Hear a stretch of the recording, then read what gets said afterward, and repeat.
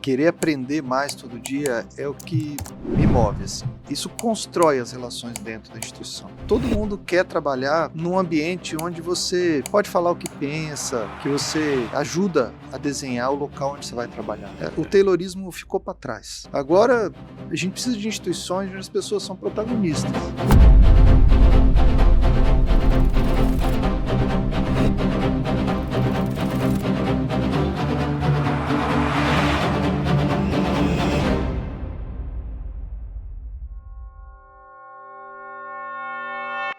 Senhoras e senhores, sejam muito bem-vindos a mais um Audazes Podcast. O podcast traz para nossa mesa aqui as maiores lideranças da saúde, tudo com um objetivo só: inspirar você com grandes histórias e te preparar com os melhores conceitos para que você possa evoluir na sua trajetória como gestor, como líder, como empresário no segmento de saúde, a transformar a tua vida e a vida dos teus pacientes. Eu sou Rômulo Rocha, médico, empresário, sou CEO da Mirai, que é um dos maiores grupos brasileiros de terceirização de médicos para hospitais e um dos fundadores do Audazes na Saúde, que é essa grande comunidade, esse grande hub de líderes da saúde brasileira.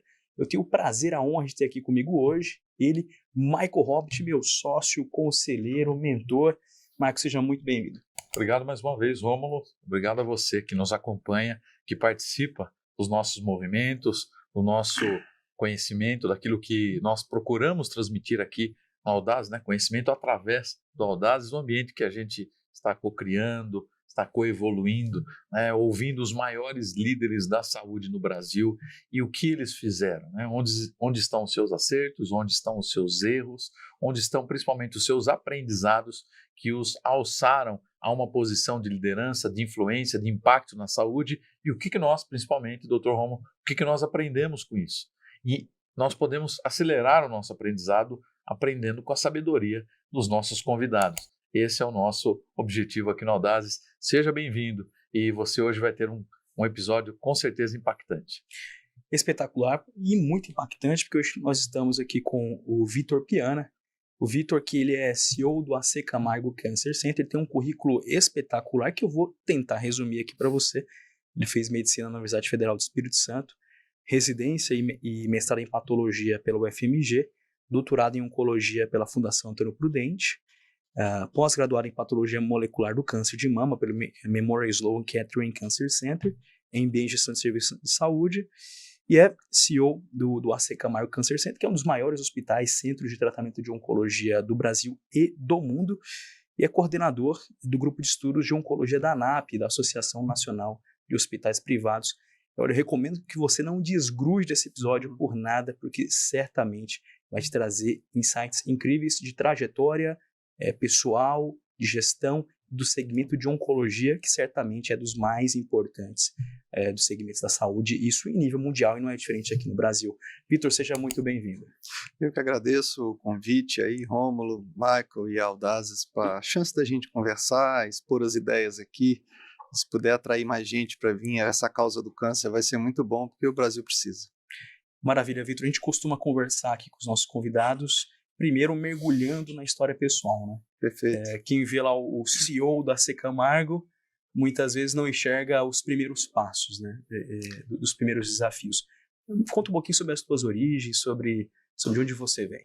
Eu sou capixaba, sou o quarto filho, então mais 3 irmãos, minha família toda lá do Espírito Santo, e pai médico, mas meu pai fez medicina quando eu já tinha nascido, depois de ter 4 filhos, então foi um desafio que eu vivenciei, assim, ver ele cursar medicina mais velho, né, por paixão, né, e a minha mãe trabalhava no comércio, foi professora, diretora de escola, e depois trabalhou no comércio, e esse conjunto de coisas fez com que a nossa casa, assim, educação fosse um tema muito considerado, né?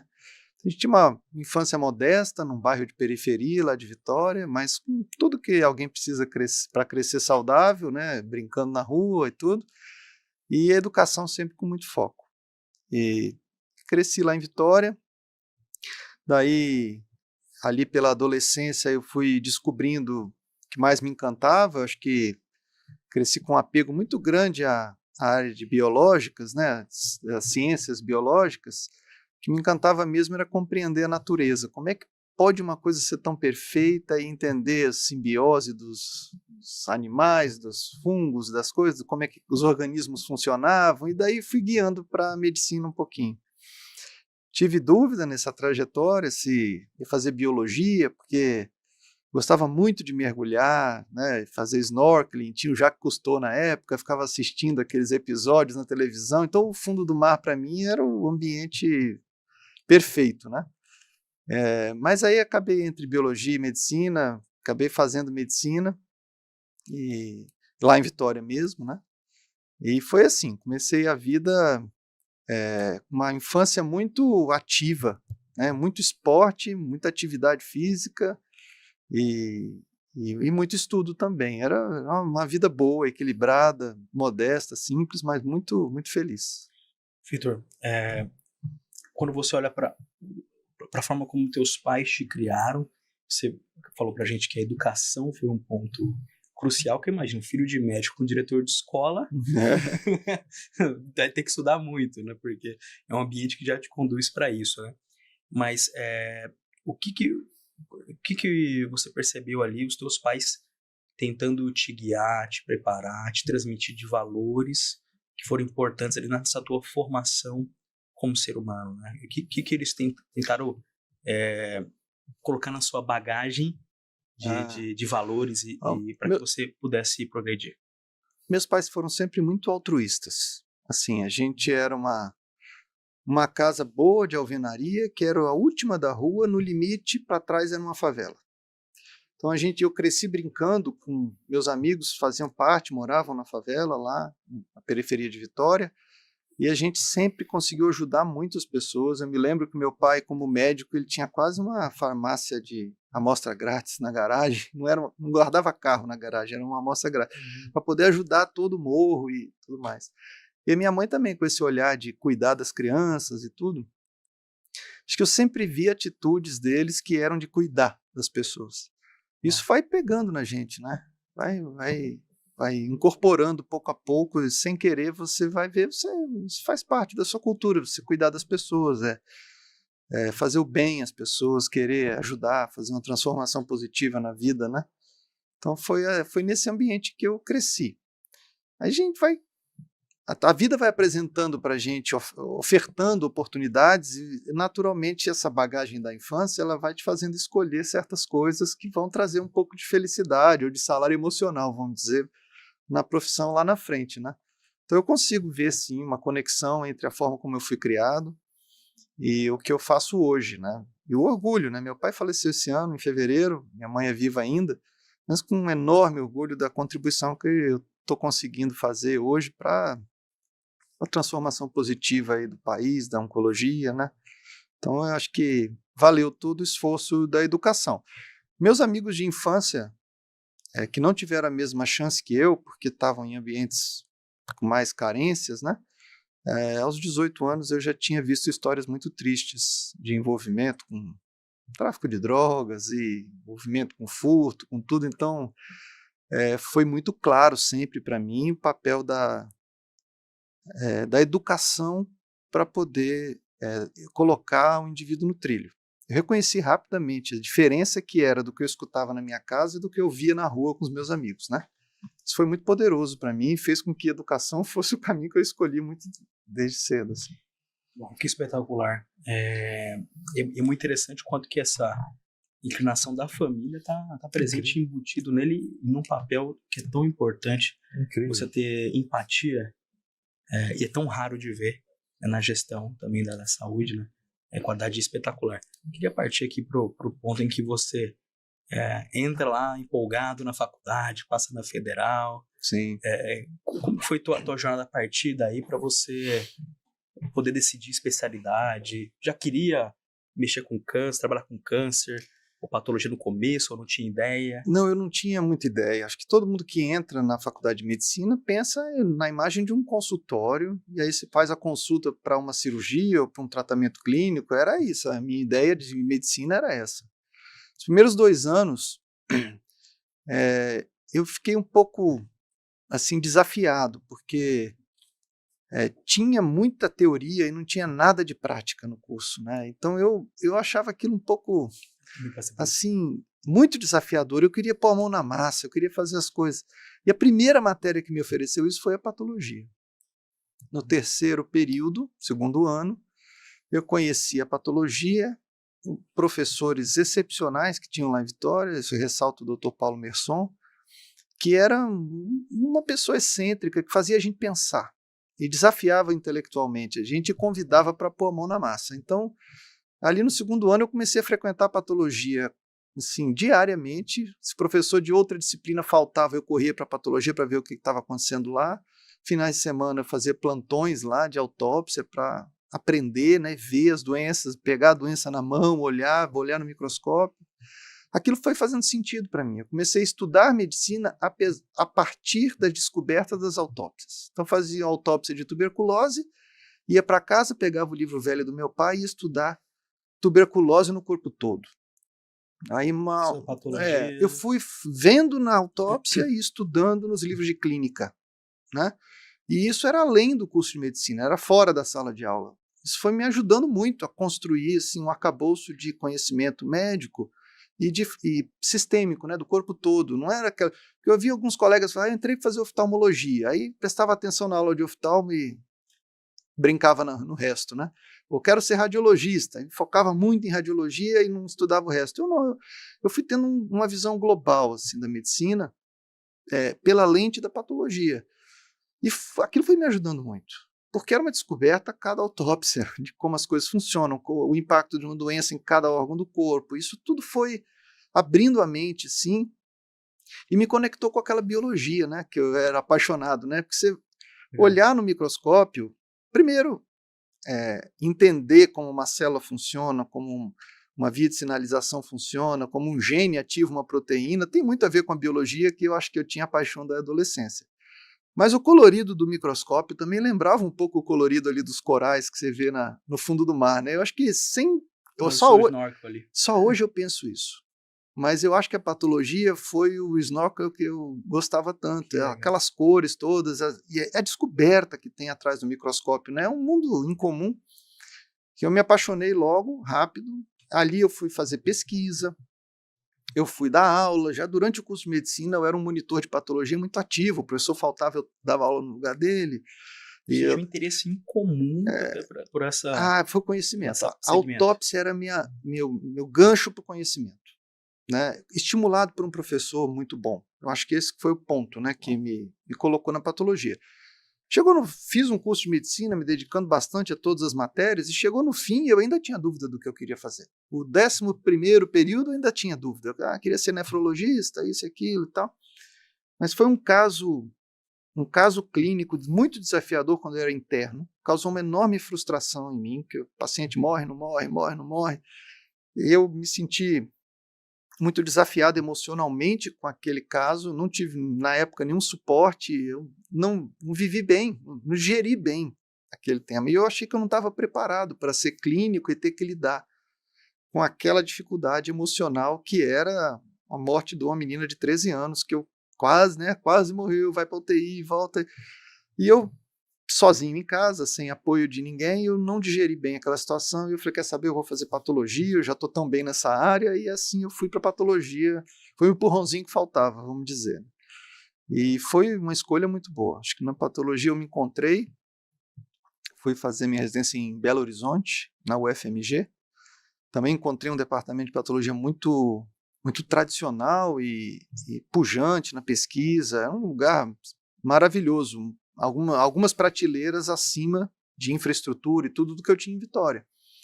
Então foi mais um salto interessante. Lá, aí dali foi conectar com o mundo, porque eu, R1, R2, R3, eu fui fazer estágios fora do país, fui na Mayo Clinic, fui em Portugal, e aí a régua foi aparecendo, então a régua foi subindo, né? E sempre tinha que estudar mais para poder fazer o catch-up do conhecimento. Porque quando eu fui na Mayo Clinic, eu era R1. E aí eu vi o que o R5 de patologia da Mayo Clinic sabia. Eu falei, não, isso aqui agora é minha referência, né? Então eu comprei os livros todos que eles estudavam, botei numa caixa, mandei de navio e tinha que ler aquilo tudo. Eu acho que foi assim, foi sendo reposicionando a régua do conhecimento que foi me motivando a perseguir e aprender mais coisas. Sensacional. ampliando a visão de uma forma exponencial, né, Rômulo? Eu quero explorar rapidamente, Vitor, o primeiro minuto da nossa conversa. Quando você fala da sua família, né, do altruísmo dos seus pais, da generosidade, na forma que vocês cuidaram da comunidade. E esse é um tema que a gente gosta muito, né, Rômulo? A generosidade. E é curioso, porque generosidade, ela do latim vem do gens, que significa bom nascimento, né? Algo de boa família. E já algumas vezes você, nesses primeiros minutos, já citou a importância do salário emocional, né? Olhando num aspecto mais missional, né? Mais de missão. Você acredita, quando é que você percebeu que a missão daquilo que você estava escolhendo ia muito além da medicina assistencial? Puxa vida, olha, eu, sinceramente, a minha carreira como gestor, ela não foi planejada. Eu acho que hoje eu consigo desempenhar um impacto muito grande, porque as decisões que a gente toma alcançam muita gente e chega no Brasil todo, mas eu não planejei tanto, eu só tentei fazer bem feito tudo que eu fazia a cada momento. E os convites foram aparecendo para mim, para eu trocar de patologista para diretor médico, de diretor médico para diretor de operações, e operações para CEO. Não foi algo que eu mirei ou que eu desejei, eu fui só fazendo bem feito o que eu estava fazendo naquele momento, e eu me senti muito desafiado nas decisões, inclusive. Será que eu estou preparado para fazer o próximo, né, papel que estão me chamando? Então, eu acho que em cada momento, o que é comum a todos eles, que conversa com a sua pergunta, é que eu nunca aceitei fazer só a tarefa que eu tinha que fazer naquela função. Vamos supor, você é patologista, você pode fazer, eu tenho a tarefa de liberar o laudo. Tá bom, então eu sento, libero o laudo, levanto e vou embora para casa. Eu sempre tentei ver como que o que eu faço contribui para o todo, né? E como patologista, eu transbordava o departamento de patologia e frequentava o hospital todo e tentava entender como o meu laudo tá ajudando a decisão com o paciente, qual é a consequência do meu laudo. Essa visão, você vai desenvolvendo uma visão ampla que me qualificou para o próximo passo. E aí essa missão, além da assistência, ela foi ganhando espaço e forma cada vez maior na minha vida, né? Mas, por exemplo, eu nunca abri mão de ensinar e pesquisar. Então, aprendi isso na patologia, né? Lá no comecinho eu já estava montando pôster para congresso, indo para o exterior apresentar pôster e iniciação científica. Acho que o CNPq tem um papel importante nisso. Eu fiz 2 ciclos de iniciação científica na graduação e sempre quis fazer o além da tarefa, ou além da assistência, no caso, quando eu virei patologista. Então, capacitar pessoas, formar pessoas, responder perguntas que estão sem resposta ainda. Tudo isso sempre foi parte de uma missão ampla, né? E a assistência, portanto, era uma parte da pizza da minha vida, não era a pizza toda. E o convite para fazer essa transição de patologista para gestor, eu acho que fez sentido para mim, porque eu já enxergava um papel possível. Não era uma ruptura, era uma continuidade, apenas reorganizando as tarefas todas que estavam embutidas ali na minha vida, né? Entre ensinar, pesquisar, laudar, integrar pessoas, que o patologista é um profissional que funciona como um hub de conversas e conhecimentos na oncologia, né? Tem coisas que vêm antes, coisas que vêm depois, a gente é quase um estreito da ampulheta, vamos dizer assim, entre o que o paciente está fazendo, né? Do início ao fim da jornada dele. Então, a missão veio assim, foi sempre natural. É que hoje o tamanho, a escala ficou muito maior. Muito bom. Vitor, espetacular o que você está falando, e o que eu vejo é que você tem um interesse em comum pelo setor, né? Imagino talvez seus colegas talvez até tivesse dificuldade de entender o teu nível de interesse por uma área específica desde o começo da graduação e que movimentou, né? Mas a gente vê que algumas pessoas, elas têm um desejo de excelência que tem uma motivação. Ela pode ser uma motivação de objetivo, ela pode desejar ser excelente na patologia, por exemplo, porque ela quer ser o tal diretor, ela quer ser o chefe de outro setor, ou ela é movimentada realmente por um interesse, uma paixão muito grande ela gosta muito daquilo e sem se preocupar tanto de onde isso vai chegar. No teu caso, você, esse teu desejo, esse teu impulso de excelência, era mais de objetivo ou era mais de paixão do que você fazia? Eu acho que eu sempre busquei uma transformação positiva na onde eu estava. Então, nunca foi sobre o trono ou uma medalha de ouro que eu ia ganhar para fazer alguma coisa. Sempre foi sobre deixar o ambiente ou causar um impacto positivo, uma transformação positiva no local onde eu estava trabalhando, nas pessoas que eu convivia. Então, não acho que eu nunca busquei um objetivo de carreira, uma coisa assim, sabe? Nunca foi tão planejado nesse nível assim de um sucesso individual. Fui sempre tentando criar condições para uma melhoria coletiva. Foram incontáveis vezes que eu fiz o meu de noite para poder ajudar alguém de dia. Sabe o sujeito que não sabe dizer não? Né? Sim, Alguém te pede uma ajuda durante o dia? Tem gente que fala assim, tá bom, eu estou ocupado agora, depois eu faço. Alguém me pediu uma ajuda, eu não conseguia. Assim, eu parava, sempre parei o meu para ajudar o outro. Isso vira um problema, né? A depender da rotina, né? Mas eu sempre fiz o meu de noite e final de semana para conseguir fazer alguma coisa pelo outro durante a hora de trabalho. É uma característica, não acho que isso seja bom nem ruim, eu tive que adaptar bastante para poder dar certo, porque isso cria um caos na vida da gente, né? Mas isso foi criando também essa sensação de que todo mundo podia contar comigo, eu podia contar com todo mundo, esse senso de trabalhar em equipe, de time, por um resultado coletivo, acho que eu vim trazendo desde o início da carreira, que hoje é uma marca registrada lá da minha gestão. Muito interessante o que você está dizendo. Eu quero engatar numa pergunta, porque, Rômulo, isso que o Vitor está dividindo com a gente, que é uma motivação mais transcendental, ela costuma acontecer depois da nossa maturidade de carreira. Aí não é incomum a gente ouvir isso que nós estamos ouvindo aqui. Eu não me lembro, estou tentando resgatar aqui, não me lembro de ter ouvido essa motivação no início de carreira que você disse agora. Eu queria refletir um pouco sobre isso até para contribuir com a nossa audiência, porque nós estamos vivendo num mundo de enormes desafios políticos, econômicos. É natural que a ajuda coletiva ela acaba muitas vezes ficando imperceptível, né? A gente acaba focando em outras coisas que também são importantes. Mas o que você aconselharia para quem está nos ouvindo a colocar na sua rotina um pouco mais de apoio coletivo, uma sensibilidade maior ou uma motivação também transcendental naquilo que está executando? A minha sugestão é que você rejeite a tarefa que você está fazendo e entenda como você contribui para o todo que acontece ali. Então, no exemplo da patologia, quer dizer, o ato de sentar ao microscópio ele pode ser visto como uma tarefa muito simples, que vai levar 10 minutos para laudar um exame, ou eu posso falar, não, peraí, o que eu estou vendo aqui é parte de um contexto maior, que tem uma radiologia, tem um dado clínico, tem uma história dessa pessoa, e o meu diagnóstico é a parte de um quebra-cabeça que compõe esse todo.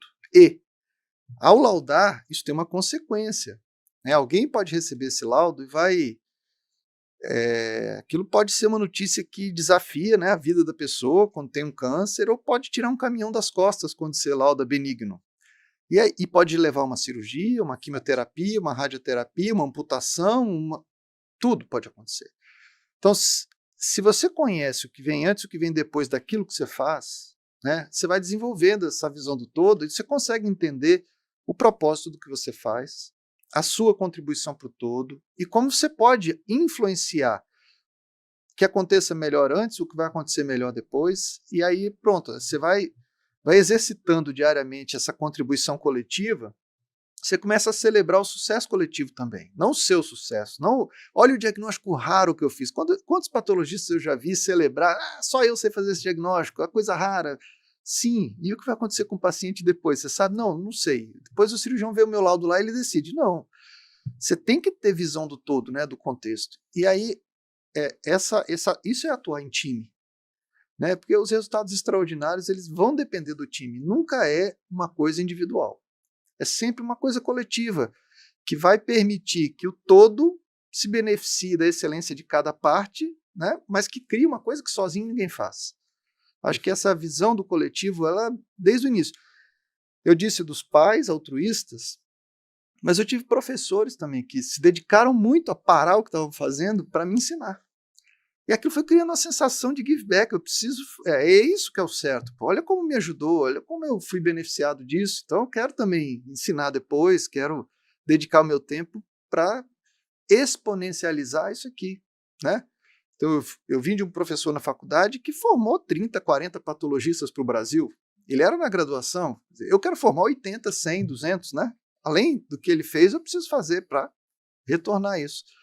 Então, com essa visão de time, sempre, sempre, acho que virou uma obsessão minha, fazer com que cada um entenda o que faz dentro do todo, e o papel, a integração, o poder da integração, da comunicação eficiente de time, e aí as metáforas de orquestra sinfônica, time de Fórmula 1, futebol, qualquer uma delas você pode usar num contexto para dizer resultados maravilhosos ou extraordinários, elas vêm de um time organizado, né? Vem de um time que cada um sabe o seu papel, a sua responsabilidade, o time se comunica, sabe para onde está indo e vence desafios juntos, né? Então, acho que é por aí. E quando o ambiente não é favorável?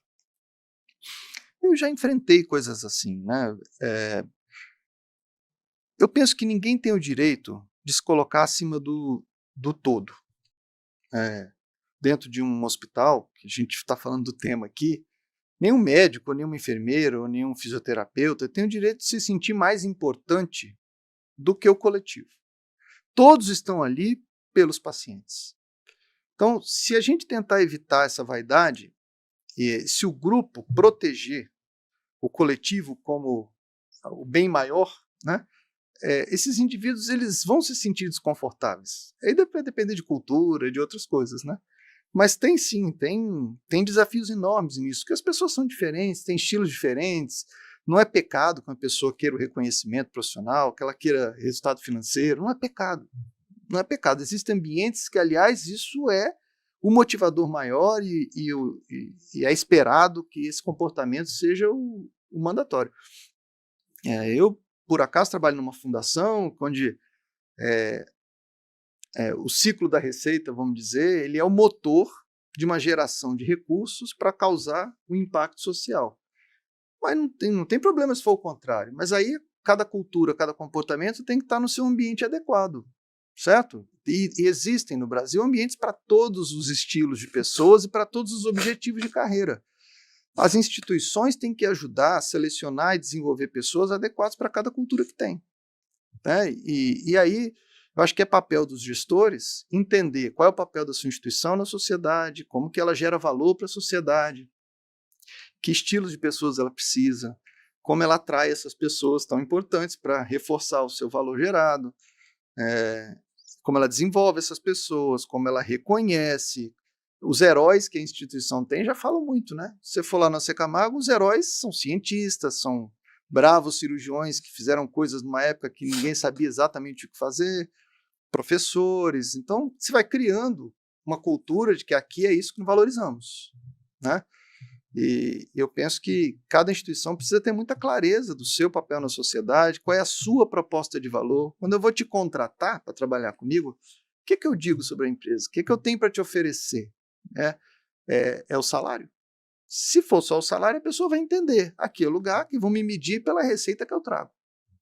Mas se ele te falar, olha, aqui é um lugar de integração, é um lugar de celebrar a sobrevida do paciente, a funcionalidade do paciente, eu entendi, então eu vou ter que medir o desfecho, vou ter que... Né? Aí, tem que adaptar, tem que compreender o todo para organizar a instituição para aquilo que você faz. Né? E coletivamente todo mundo entender para onde vamos, qual é a velocidade que vamos, se o time conseguir se organizar. Espetacular. É muito bom ouvir isso, e por isso que eu estou aqui, está me provocando a muitas questões com a liderança, porque nós temos aqui na nossa audiência vários líderes da saúde, influentes, e aqueles que também estão ascendendo a liderança. E, Vitor, isso não seria um dever, uma obrigação do líder ter essa visão ou construir em si essa visão?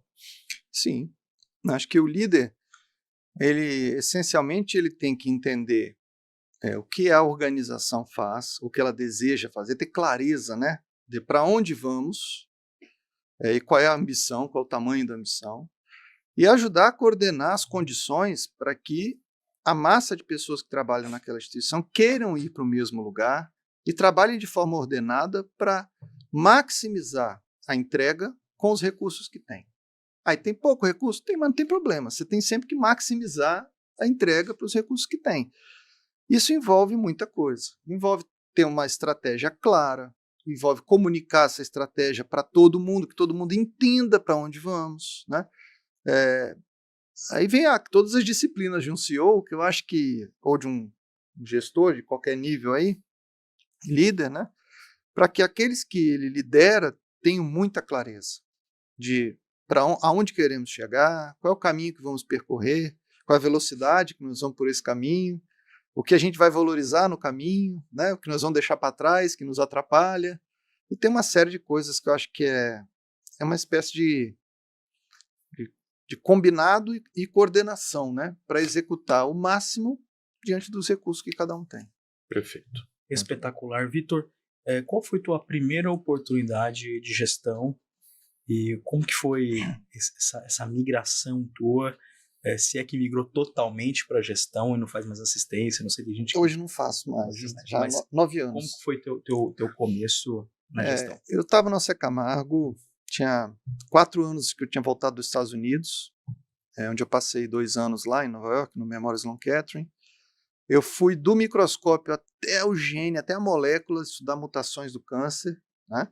Voltei e estava 4 anos no Camargo fazendo assistência, então laudando exames, ensino, coordenava a residência de patologia e pesquisa, então orientava na pós-graduação. Aquele emprego que você entra às 7 da manhã, sai 9 da noite, trabalha sábado e domingo e feliz, porque estava naquela fase da vida, assim, que era canalizando muito conhecimento para gerar valor ali. E feliz de formar pessoas e tudo mais. Chegou uma CEO nova no AC Camargo, que era a Vivian Rosso, ela desenhou uma estratégia nova, e a estratégia dela era de trazer para o AC Camargo os pilares de gestão e de organização dos cancer centers do exterior, Estados Unidos, Europa. Ela juntou uma comitiva pequena e foi visitar vários cancer centers nos Estados Unidos e teve a certeza que o AC Camargo tinha uma forma boa. A gente sempre veio trabalhando com câncer e especializando pessoas, tinha uma forma boa, mas faltava implementar processos e institucionalizar o conhecimento, fazer a gestão do conhecimento dentro da organização, e uma série de coisas que faltavam. Então a estratégia foi, vamos fazer um ciclo de estruturação de um cancer center de fato, que não é um hospital, é toda uma plataforma ampla que atende a todas as necessidades do paciente, desde prevenção até o fim de vida, cuidado paliativo.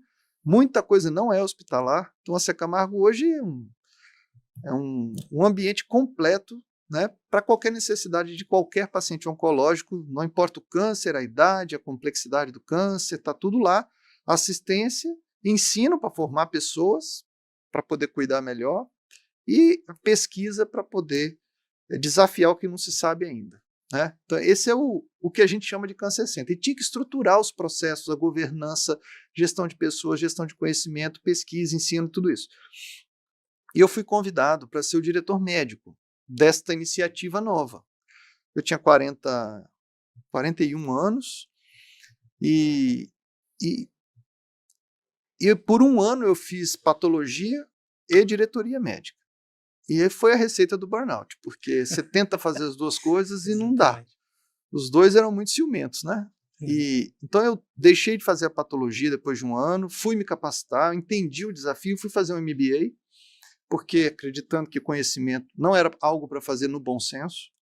E patologista, uma caricatura, é um profissional cheio de livro embaixo do braço, né? A gente tem que ler muito para conversar com cada especialista, né? Não é o paciente que fala comigo, é o urologista, é o oncologista clínico. Então cada um é profundo no que sabe e a gente tem que sustentar um diálogo, às vezes, bastante técnico. Então eu sempre acreditei que estudar e conhecer era importante. E fui fazer o MBA, fiz, foi muito bom. Encontrei referências, criei network na área de gestão, que eu não tinha nenhum, né? E quis fazer o segundo, fiz na Harvard. Tudo isso foi me ajudando muito porque eu estava atuando como diretor médico sem ter tido essa base, né, de onde eu vim. Então, cada aula do MBA era um flash de como resolver uma coisa. E eu fui bebendo dessa fonte com muita intensidade. E aí, meu desafio era gerir algo como 750 pessoas, que eram médicos e multiprofissionais do corpo clínico do AC Camargo. Eles vinham até então organizados em 70 departamentos, como é numa universidade. E o desafio era transformar isso em 12 linhas de cuidado, que são multi-especialidade, por natureza. E aí, ter 70, transformar em 12. Era fazer um tombamento, tudo, né? Assim, a influência política, o poder de decisão, os silos. Mas era essencialmente integrar pessoas. Então, quem cuida aí de câncer de mama? Tem cirurgião, tem oncologista clínico, tem radioterapeuta, tem patologista, tem radiologista, tem médico nuclear. Então, vocês vão formar um time. Dos 740 cuidam de mama. E agora nós vamos estruturar vocês com processos, com gestão do conhecimento e coordenar a jornada do paciente, criar os fóruns de debate dos casos complicados, escrever os protocolos, registrar os protocolos, medir a adesão, medir o desfecho, medir o custo. Tudo isso veio em 5 anos como diretor médico para a gente montar os 12 times. Cada paciente precisa de uma linha de cuidado, né? Ter ou câncer de mama, ou câncer de pulmão, ou câncer de bexiga, o que for. Então a gente tem que estruturar pessoas, infraestrutura, processos, para que o paciente percorra a jornada dele e encontre com pouco esforço a pessoa certa na hora certa para fazer a coisa certa com ele. Então foi bastante desafiador e acho que em 5 anos a gente fez boa parte, mas esse é um trabalho que não acaba nunca, né?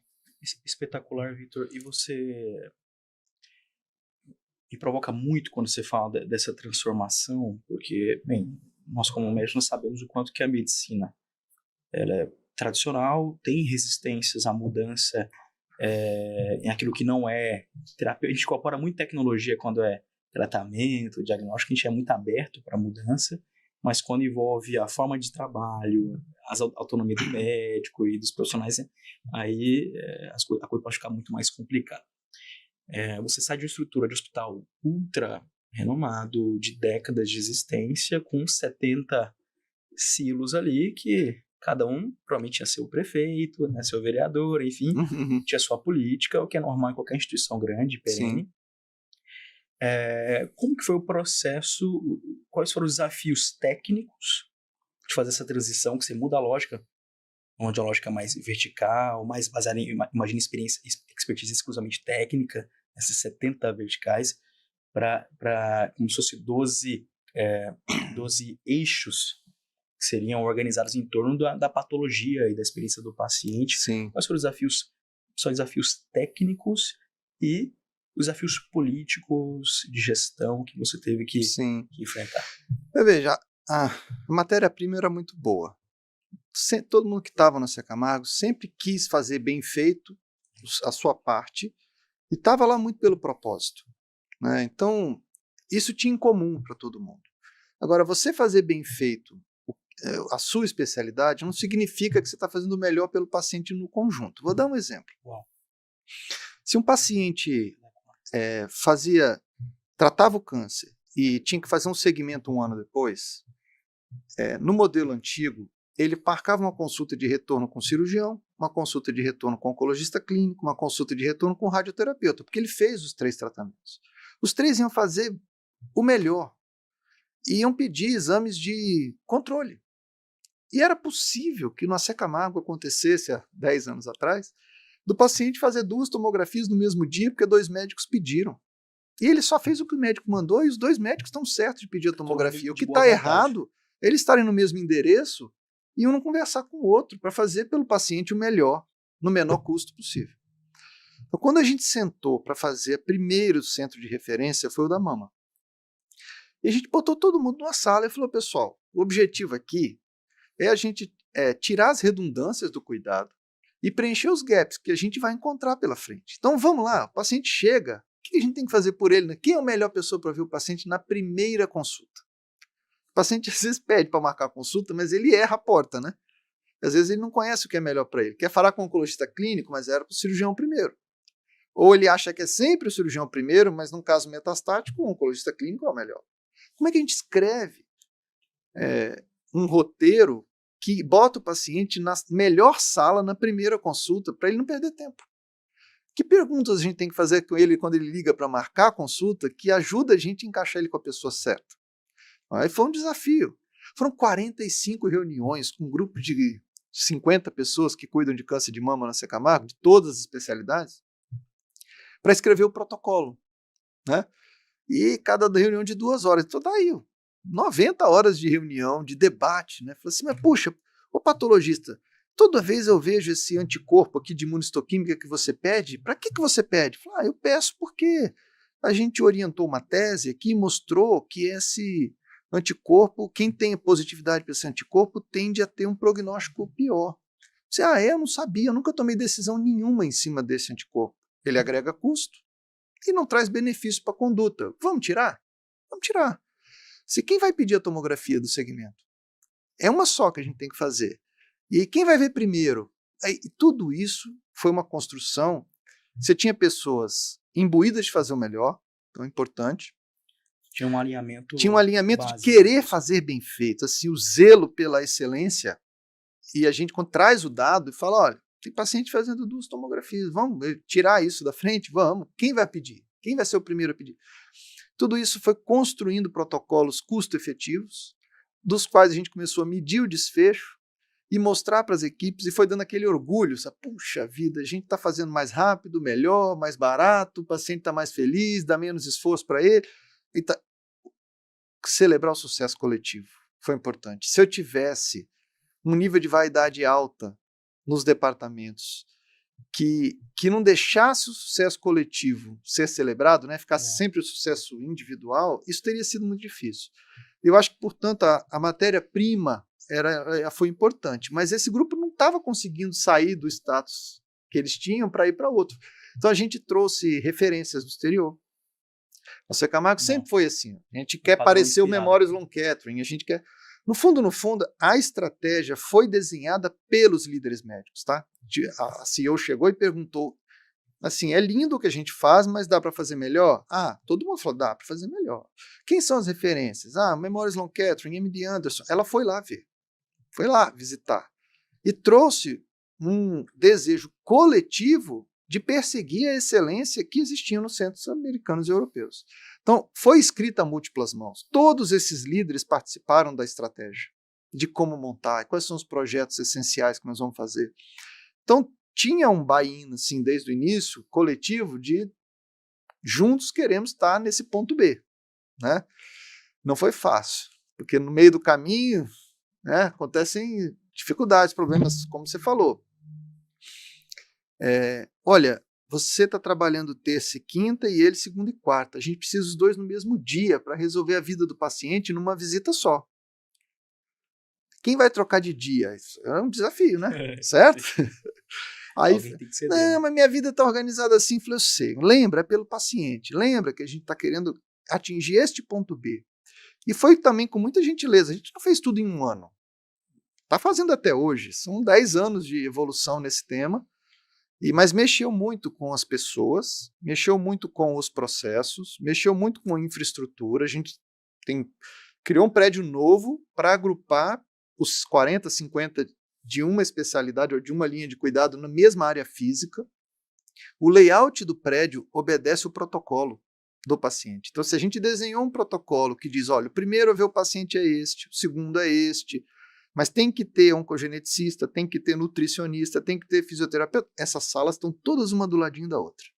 O paciente chega num andar só, ele encontra todos os profissionais que ele precisa para ver no mesmo dia. Os profissionais têm um back-office onde eles se conversam entre as consultas para facilitar a gestão ali daqueles pacientes que estão vindo hoje e antecipar as coisas. E muito, muito cuidado em celebrar o sucesso coletivo, que é o quê? A sobrevida, a funcionalidade que vem lá na frente. É celebrar quando o paciente volta a trabalhar depois do câncer. e não a cirurgia linda que eu fiz. Excelente. Né? Para você ter um paciente com câncer de laringe cantando num coral, ele perdeu o órgão da voz. Não era nem para falar, mas ele canta num coral. Então, primeiro o diagnóstico teve que ser certo. A cirurgia teve que ser a mínima possível e eficaz. A quimio e a rádio só quando precisar e na medida certa e do jeito certo. A reabilitação teve um papel fundamental. A gente celebra ele cantando no coral. E todo mundo sabe o papel e responsabilidade que tem no time para aquele resultado. Então, é como você não adianta ter ótimos músicos, que se você não combinar a partitura que você vai tocar e não ensaiar, vai dar um ruído danado na hora que todo mundo tocar o seu instrumento bem tocado. Perfeito. Certo? Então, esse foi o desafio que a gente veio desenvolvendo na diretoria médica. Foi 5 anos, juntando os times, e montando, e fazendo, e celebrando. Né? É lindo ver esse cuidado com o paciente, né? Essa estrutura toda, inteligência embarcada na estrutura, no processo, na infraestrutura, como você bem mencionou, unindo as pessoas nesse processo para alcançar o resultado maior e aí também celebrar esse sucesso. Como é que vocês cuidam do médico? Sim. Não, isso é fundamental a sua pergunta, porque a oncologia é um tema difícil, né? Ela causa um abalo no paciente, na família, mas cuidar de paciente oncológico o dia inteiro, todos os dias por ano, também, Eu imagino, também causa um impacto nas pessoas. Então, para você poder fazer o melhor pelo paciente, você tem que estar muito equilibrado. Imagina, tem situações frustrantes, né? Então, sai de uma consulta com um paciente que teve uma recorrência, uma metástase, como é que você vê o próximo paciente e se entrega inteiro para ele? Não é fácil essa transição. Então, a gente tem, primeiro é um corpo clínico fechado no Camargo, isso é importante ser dito, são 700 médicos, não são 10 mil, 15 mil. Né? E os médicos estão lá todos os dias. Então, eles fazem parte do grupo. Aliás, o Camargo foi fundado por médicos, gerido por médicos durante décadas e décadas, e o senso de dono deles é muito grande. Estão lá todos os dias. E aí a gente cuida do corpo clínico com todos os programas que a gente cuida também dos CLTs. O nosso RH, ele tem um guarda-chuva e ele cuida das pessoas como tem que cuidar. Tem um programa de saúde corporativa, que 80% da energia é em prevenção, saúde mental é um tema importante. Então a gente tem programas de desenvolvimento de resiliência emocional, porque o mundo não vai ficar mais fácil daqui para frente, você tem que desenvolver. Então, rodas de conversa, grupos, né, de afinidade que se encontram para distensionar, podcast, filme, arte, tudo isso acontece no nosso ambiente para manter as pessoas saudáveis. Todo o suporte também para quando alguém transborda, porque acontece, né? Seja por causas que vêm da família, do ambiente familiar ou de dentro do hospital, as pessoas têm momentos difíceis. Então a gente está lá com todo o suporte para cuidar das pessoas. E é um sentimento muito de família, então tem muito apoio de um para o outro. Né? Acho que isso é um dos principais elementos de equilíbrio emocional no trabalho, é você ter uma rede de relacionamento que sabe que hoje você não está bem e te pergunta, você não está bem hoje, posso te ajudar? Putz, essa pergunta ela salva o cara dele entrar no poço, né? sem dúvida. Então, o fato de trabalharmos em time, esses 40% ou 50% de referência, eles atingem um grau de intimidade que todo mundo sabe o dia que o outro não está bem. E quando acontece um caso frustrante, está todo mundo ali para apoiar. E você também dilui o risco do que você vai fazer em reuniões, ou tumor boards, que a gente chama, né? Assim, eu vou fazer uma cirurgia super complicada, eu queria discutir com todo mundo, se todo mundo concorda. Assim, cara, peraí. Aí o cuidado paliativo vem e fala, você escutou a família? Isso ajuda a fazer com que você trabalhe num ambiente de alta complexidade, portanto de alto risco. Além do câncer, esse paciente traz outras coisas com ele. Ele pode ser um nefropata, um cardiopata. São pacientes idosos, muitas vezes. Então, o risco ele tem que ser bem calculado dos tratamentos. E quando uma decisão é tomada de forma colegiada, ela é melhor. E ela causa menos consequências também quando as evoluções são desfavoráveis. Porque a gente sabe, nós pensamos juntos, fizemos o melhor que a gente sabia, todo mundo estava em cima. E aconteceu por quê? Porque os tumores têm biologias que a gente não explica ainda, né? E complicações acontecem também porque o paciente trouxe comorbidades junto do câncer, né? E, puxa vida, a gente quando opera um intestino, um câncer de intestino, e precisa fazer uma reoperação porque deu uma fístula, alguma coisa assim, a gente fica frustrado. Não era isso que eu queria que o paciente tivesse alta em 3 dias, 4 dias, que é o nosso protocolo, alta no 3º para o 4º dia. Mas acontece numa proporção de casos. Por que acontece? Aí você pega a pesquisa para levantar o dado e entender. Bom, as fístulas acontecem 5 vezes mais nos pacientes obesos, 8 vezes mais nos fumantes e 21 vezes mais em quem bebe 3 vezes ou mais por semana. Imagina eu pegar um câncer avançado, num paciente que já está espoliado, sangrou, está malnutrido, fumante, obeso e alcoólatra. Qual é a chance de não complicar? Então, independe da técnica daquele paciente. A gente pode até decidir não operar, porque o paciente tem condições demais, o risco é muito alto, né? Acho que esse caldeirão de conhecimento, de especialização, intimidade entre as pessoas, poder falar para o cirurgião, cara, não opera esse caso, não vale a pena, né? Um cuidado paliativo. Essa segurança psicológica faz parte desses times de alta performance. E aí você vai lapidando isso ao longo dos anos para tomar decisões cada vez melhores, celebrar sucessos cada vez maiores. Então, ultimamente, a gente está dizendo, não é nem estar vivo 5 anos depois. Durante muitos anos, a oncologia celebrou estar vivo 5 anos depois.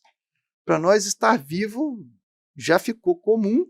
Agora eu quero saber se ele está vivo e produtivo, trabalhando, ou viajando, ou indo... Ou está vivendo, até vivendo para valer. A funcionalidade é tão importante quanto estar vivo, né? Então, dá para medir funcionalidade, dá para medir a sobrevida, dá para você influenciar que a pessoa volte a trabalhar. Então, a gente está indo nas empresas ajudar a reinserção do paciente para que a gente possa celebrar que ele está trabalhando. Olha como isso vai ficando. Então, a turma da reabilitação, que antes tinha um papel de reabilitar no pós-operatório, reabilitar, está ganhando uma reabilitação que invade a empresa lá, né? Porque aí sim a gente vai dizer, puxa, aí sucesso total. A pessoa voltou a trabalhar, tem plenitude física, mental, né? Não tem preconceito na empresa contra ele, ele consegue falar livremente do que ele teve. Aí eu acho que aí depende muito, o multiprofissional, o psicólogo, o fisioterapeuta, o nutricionista, ganharam uma relevância muito grande na oncologia, né?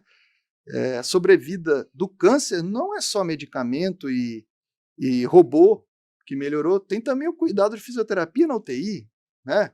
Então isso tudo é um time. E o cirurgião na Camargo tem certeza que o patologista é importante para ele só fazer a cirurgia certa, porque um diagnóstico errado, tudo que vem depois é desperdício ou dano, né? Mas ele sabe que o fisioterapeuta e o nutricionista são fundamentais. Nós descobrimos que se eu colocar o nutricionista e o fisioterapeuta antes da cirurgia, não depois, porque todo mundo coloca depois, mas se eu colocar antes, a operadora leva ali 10, 20 dias para autorizar a cirurgia, vamos dar uma turbinada no cara, fazer um pouco de atividade física e nutrição para ele chegar melhor na cirurgia. Ele está espoliado, com câncer de esôfago, de estômago, está comendo mal há meses, sangrando, né? Então a gente dá uma melhorada nele, ele complica menos, vai de alta mais cedo, volta a trabalhar mais rápido, puta, aí é sucesso total. Então, cada um pode influenciar como eu posso contribuir no time. Então você tem que entender o seu papel, entender do todo, para enxergar como você pode fazer sugestões de melhoria. É muito legal trabalhar em time, né? Bom, espetacular, Vitor. Você fala de uma série de ações e me chama muito a atenção a grandeza desse trabalho que foi feito e continua sendo feito, porque transformar instituições é extremamente difícil. Quanto maior e mais antigo, mais difícil. Na saúde, mais ainda.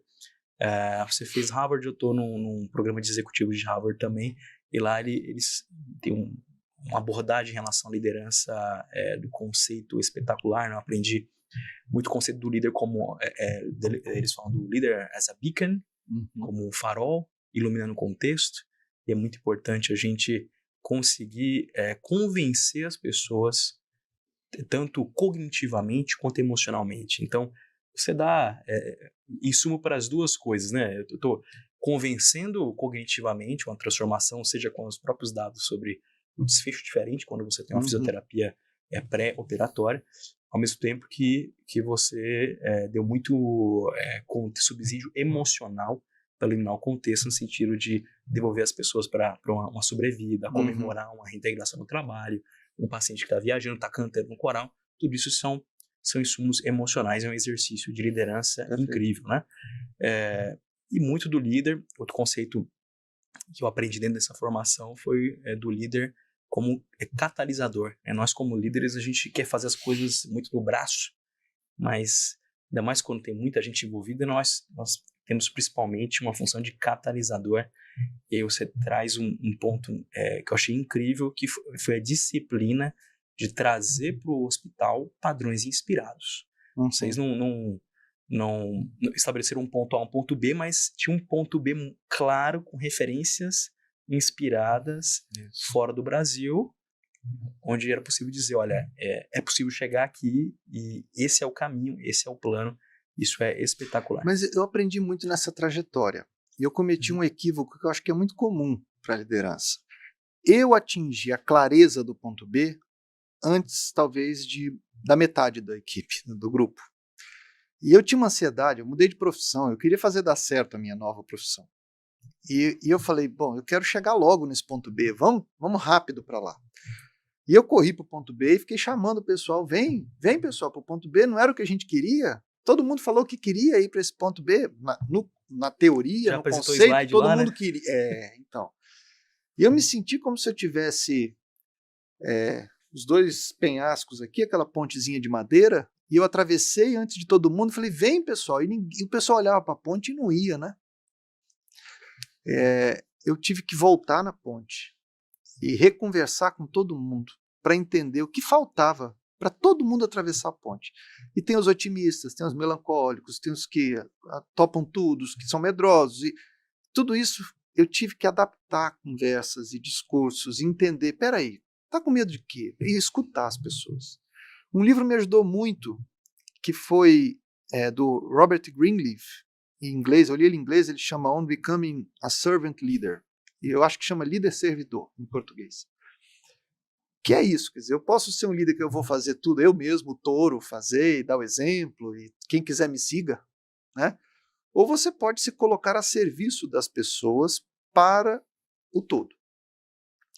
E aí tem muito de você também entender qual é o seu papel, porque a gente pode atingir coisas incríveis se a gente não se preocupar com quem vai levar o crédito. É para transformar. Não é quem é que vai ficar bonito ou quem vai ganhar a medalha de ouro. É para transformar.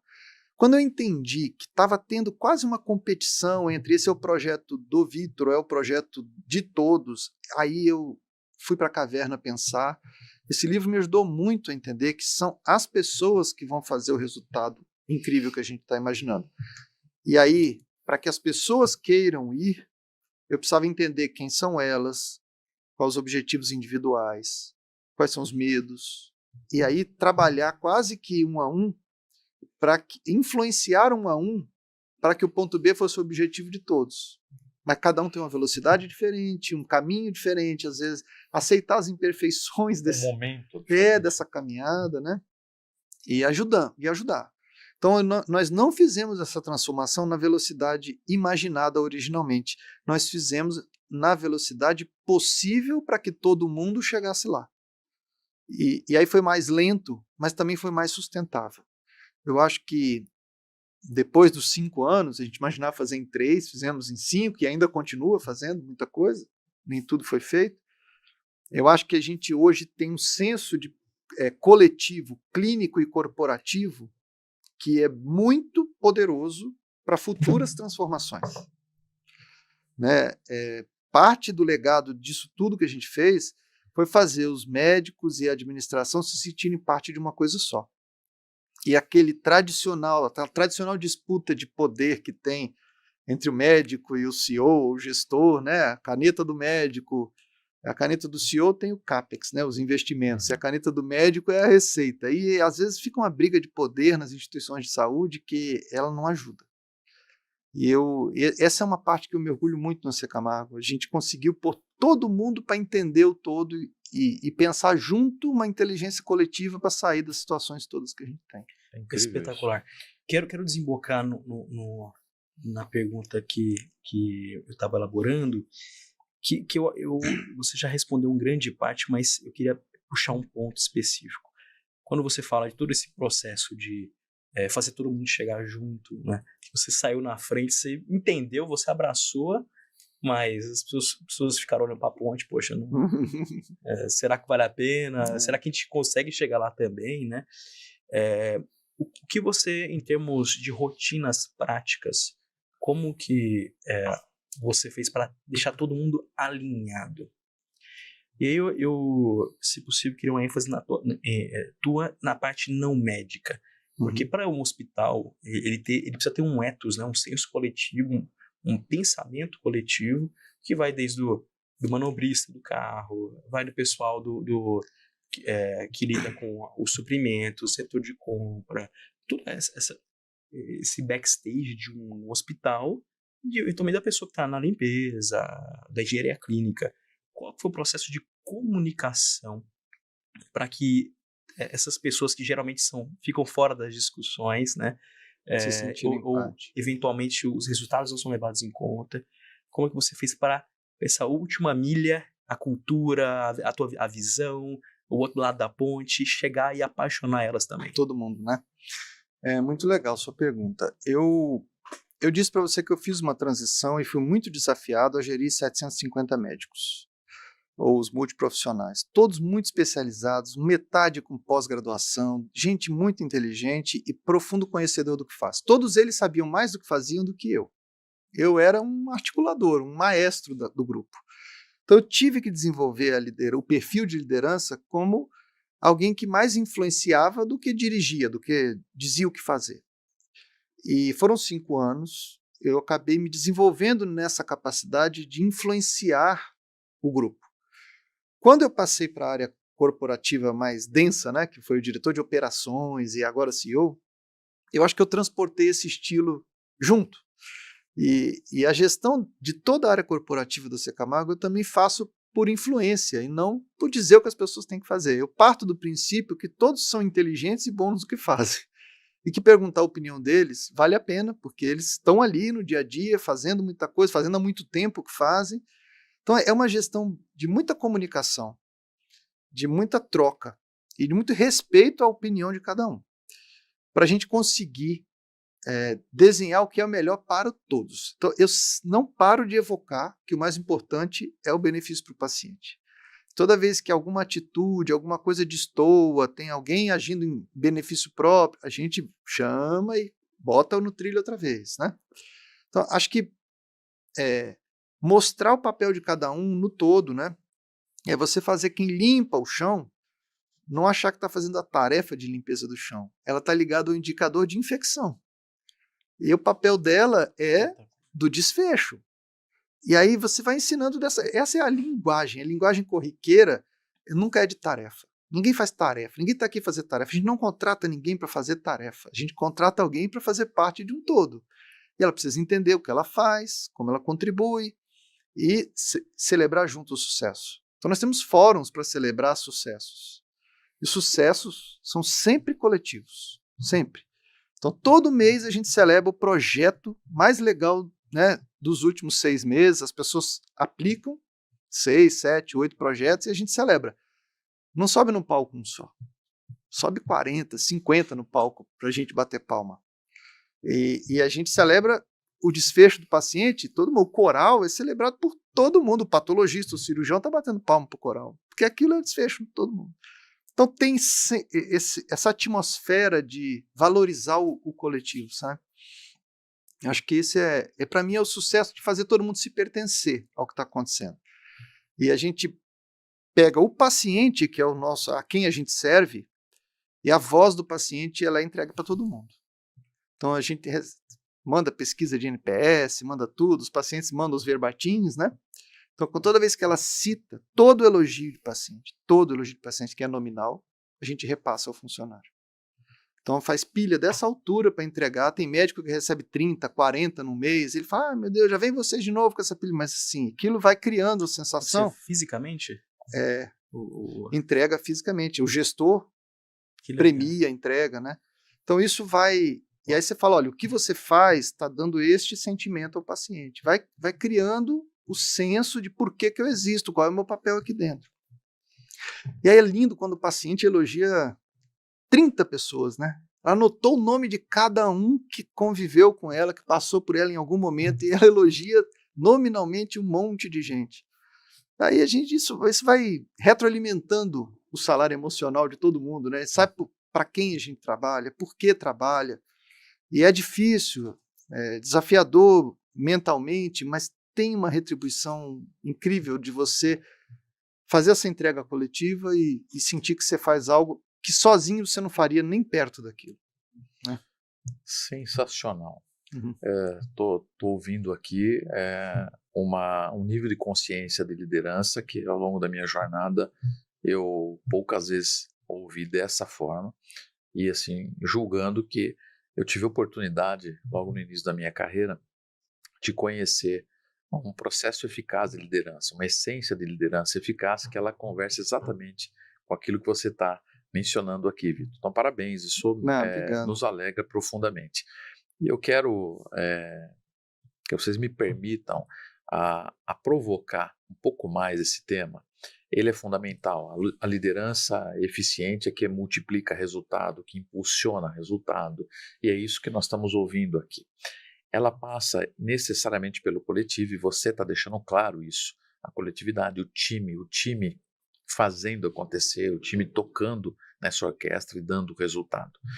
Eu resgatei, enquanto você falava, me lembrei, eu quero voltar à figura, pessoa do médico, que vive num cenário no Brasil, né, num cenário bastante complexo. E um estudo da AFIA demonstrou que 40% dos médicos brasileiros, 40%, quer dizer, 4 em cada 10, apresentam um quadro de transtorno mental, sendo afetados por ansiedade, depressão e burnout. Como é que vocês lidam com isso? E como é que é esse RH? Como é que é esse trabalho? Porque a nossa audiência certamente vai precisar compreender e dar os primeiros passos para um problema crítico que a gente tem, que é a saúde mental dos médicos, ou seja, são eles que são a ferramenta, a engrenagem para que haja esse sucesso. A geração de médicos que está hoje aí cuidando dos pacientes, ela foi treinada no conhecimento técnico. E ela colocou na cabeça dela que se ela tiver todo o conhecimento, ela precisa ter todo o conhecimento dentro dela, para que o dia que o paciente chegar do outro lado da mesa, ele consiga resolver o caso naquela consulta. Uma relação de duas pessoas baseadas num conhecimento técnico detido por uma delas. A medicina hoje está muito longe de ser só isto. É isto também. Mas tem uma fonte pagadora, uma operadora, uma autorização, um encaixe de exame. É uma série de situações que faz com que o médico tenha a sensação de que ele não consegue exercer o máximo do seu potencial todos os dias. E pacientes recebem menos do que poderiam, na visão daquele médico, por uma série de entraves de como o sistema está montado. Isso traz um estresse moral muito grande. Você, todos os dias, ou com muitas vezes por dia, sentir que você sabe fazer melhor do que fez, ou do que aconteceu para aquele paciente, é muito estressante. Então, parte do papel das instituições, eu acho, é compreender que não há um nós versus eles na instituição, que os médicos não estão contra os administradores, porque da forma como as coisas são colocadas também, as críticas são feitas de parte a parte, às vezes parece que vivem em mundos distintos e com interesses distintos. Não é. Eles querem a mesma coisa. O gestor quer um médico eficiente, quer um médico fazendo bem feito para que o paciente queira voltar, e o médico precisa de uma condição adequada para trabalhar. Então tem que deixar de lado essa competição, a vaidade, e sentar para entender assim, o que eu posso fazer para simplificar a vida dos profissionais de saúde, porque já é emocionalmente muito denso tudo que eles fazem. E precisam de suporte, de apoio institucional para conseguir fazer o melhor. Agora, o médico também precisa compreender que a perspectiva dele não está errada, mas é incompleta. Frequentemente ele acha que negociar é fácil, que renovar contrato é fácil, que o cara não faz o mínimo, né? Não faz o básico. E há complexidade dos dois lados, vamos falar a verdade. E, com uma ajuda mútua, essa complexidade ela se dissipa melhor. Agora, se além da dificuldade, das externalidades, né, que existem ao consultório, se além das externalidades tiver um conflito interno, fica quase impossível da gente sair do status atual. Então vai precisar da gente redesenhar um pouco as coisas, né? E partir do princípio que primeiro vem o paciente. Vamos desenhar o que é importante para ele. Vamos organizar o serviço em volta da necessidade do paciente. Talvez o médico tenha que sair de uma zona de conforto dele para mudar o dia da consulta, para mudar o horário, para poder escrever diferente um pedido de autorização, para que aquilo tenha um fluxo mais contínuo até a autorização, não fique encontrando 5 barreiras até o convênio autorizar. Essas coisas têm que ser todas recombinadas para tirar o estresse da frente onde é possível tirar. A gente não controla tudo. Tem coisas que nós não vamos dar conta, vamos ter que abraçados reclamar de como o sistema está montado. Mas se a gente puder resolver o que está da porteira para dentro, é muito bom. E eu acho que compete a médicos e gestores encontrarem o território comum que eles querem, acho que há um amplo território comum, né, e começar a trabalhar em cima dele. As recompensas dessas transformações pequenas que vão começar, elas vão dar energia extra para as transformações maiores futuras. Até o limite do que acontece hoje, que eu tenho líderes médicos sentando com a área comercial para conversar com a operadora. Olha que legal, né? Chega nesse ponto, mas eu tive que educá-los sobre as dificuldades da operadora, sobre os desafios do sistema, sinistros, sustentabilidade, valor, receita, custo, margem. O médico passou por isso nos últimos anos para conseguir sentar numa mesa e me ajudar, porque sozinho eu não vou conseguir. Tem coisas que são técnicas e que a operadora precisa escutar. Então, por exemplo, a operadora agora fala, se for um evento adverso, não vou mais pagar. Tá na moda isso, né? Todas elas descobriram que não vão pagar evento adverso. Bom, primeiro assim, vamos colocar as coisas no lugar certo. Um evento adverso, ele é adverso também na visão do hospital, na visão do médico. A gente não queria que tivesse. Não é erro médico, hein? Só para ficar claro. É um evento adverso, é uma falha assistencial, que pode ser porque o paciente era obeso, fumante, inclusive. Pode ser uma queda, pode ser uma broncoaspiração de um paciente que sabia que não devia comer, mas a família trouxe uma comida de casa e ele aspirou dentro do hospital. E a operadora não vai pagar? O que o hospital fez de errado? Né? 94% dos apontamentos da operadora de eu não vou pagar, o Camargo recebe. Por quê? Porque junto com o médico e o gestor, a gente consegue argumentar tecnicamente, dizer, tá vendo aqui, ó, eu sinto muito o que aconteceu. Também queria evitar e estou lutando para evitar.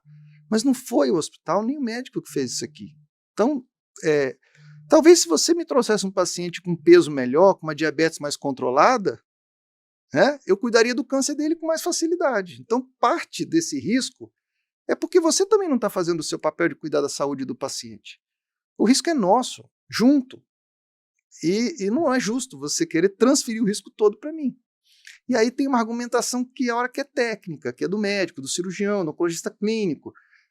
Entende? Criou-se uma inteligência coletiva que tem impacto comercial. Sem dúvida. Mas para esse médico querer sentar comigo para fazer esse papel, eu tenho que construir pontes positivas com ele todos os dias. Não é chamar ele no dia da crise. Né? E aí, se você não tem um relacionamento construído fora da crise, não é na crise que vai dar certo. Então, é diário a construção de uma agenda positiva com o corpo clínico para que ele te apoie nos momentos de crise que você vai precisar. Tem que ter um crédito emocional. Então, né? Você tem que estar depositando diariamente para ter esse apoio. Espetacular, Vitor. São insights assim, maravilhosos. Queria entrar num ponto do momento onde você era diretor médico, já era uma função que tinha um guarda-chuva, que exigia habilidades de liderança, de gestão, já estava fora da zona de conforto. De repente, como que foi tua promoção a CEO? Você estava esperando? Houve uma preparação longa, uma sucessão, ou foi alçado de forma um pouco repentina? E como foi chegar lá? E como é que você olhou para a instituição e falou, e agora? Eu vou por aqui. Sim.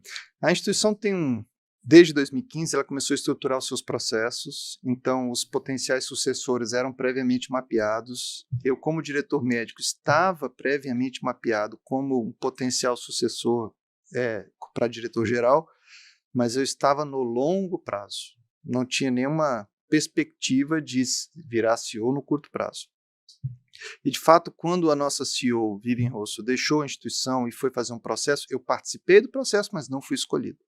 Então, entrou um outro diretor, o Dr. José Marcelo, e ele entrou como CEO e ficou por 1 ano e meio, mais ou menos. Foi um tempo curto, comparado com a Vivian, que ficou 5, mas também a gente tem que ser honesto que foi durante a pandemia. E a pandemia trouxe uma dificuldade extra. Eu acho que todos os hospitais viviam muitas dificuldades nessa época. Sim. E ele, depois de 1 ano e meio, comunicou a saída. Hoje ele é CEO do Oswaldo Cruz.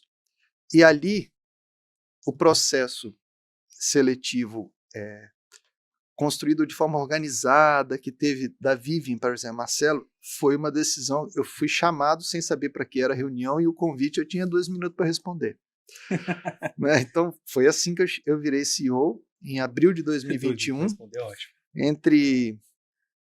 Aí já era o começo da pandemia, ali entre segunda e terceira onda, mais ou menos.